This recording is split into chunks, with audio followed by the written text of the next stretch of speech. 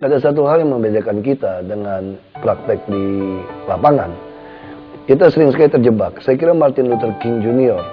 Memberikan sebuah ilustrasi yang cukup baik ketika dia memberi contoh tentang orang Samaria yang baik hati.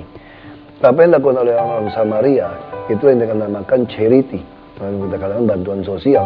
Ketika dia menolong ada orang yang digebukin dan dirampok sepanjang jalan raya Jericho sampai ke Yerusalem.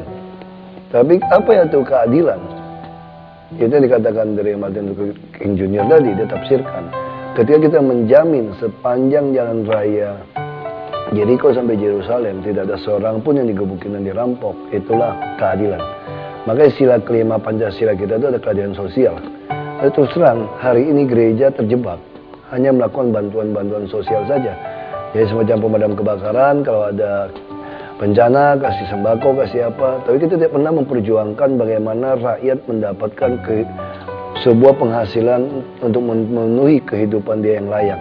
Bagaimana rakyat bisa mendapatkan perumahan. Bagaimana rakyat bisa mendapatkan keadilan dalam segala hal. Bagaimana gereja bisa berperanan bahwa tidak ada pejabat yang korupsi. Misalnya kita ambil contoh yang paling sederhana. Kalau ada seorang pejabat meresmikan sebuah gereja, walaupun dia seorang koruptor, kita luar biasa kita kejar dia. Seolah-olah seperti raja yang datang. Saya pengalaman di gereja, makanya saya bisa mengerti seperti itu. Harusnya gereja sebenarnya ambil satu sikap yang jelas. Tentu bagi orang saya terlalu ekstrim dalam hal ini. Tapi bagi saya, kalau mau melakukan sesuatu, satu proyek contoh. Kita harus bantu beberapa keluarga sampai dia keluar.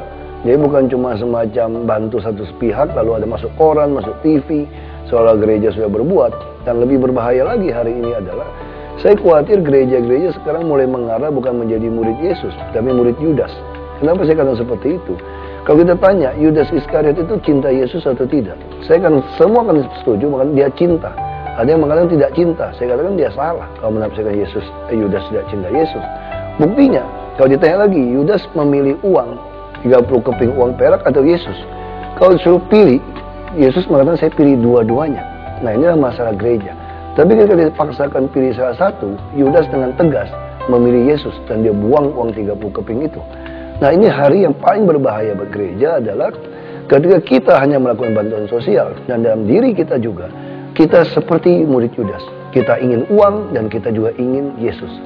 Ada kalanya kita dipaksa harus memilih salah satunya. Karena untuk kebenaran, karena untuk keadilan. Tapi kita takut untuk lakukan itu. Nah, tentu itu yang kita harapkan, kita mulai dari Jakarta Baru. Kalau semua orang bisa lakukan, mau keluar dari zona nyaman untuk memperjuangkan keadilan sosial bagi orang, bukan hanya bantuan sosial, maka kami yakin Jakarta Baru bisa terwujud dan kemudian akan jadi transformasi seluruh Indonesia baru akan terwujud.